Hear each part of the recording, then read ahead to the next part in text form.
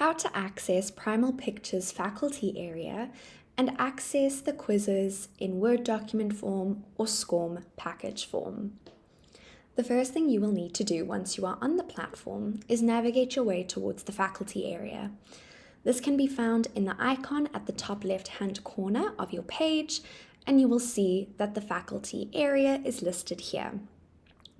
Please note it is going to log me straight in because I am currently logged into my faculty area.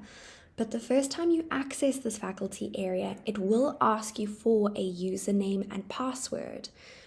If you do not already have a faculty area login, please reach out to your Primal Pictures account manager or to the Primal Pictures client services team, and they will be able to set you up with this.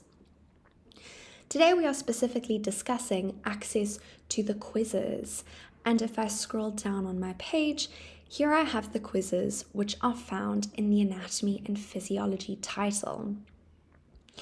We can see each of our learning modules, and for each learning module or system, we have an LMS quiz and a Word document with or without answers. The LMS quiz is a SCORM package, and if you click here, it will automatically download that SCORM package, which you can then integrate into your learning management system.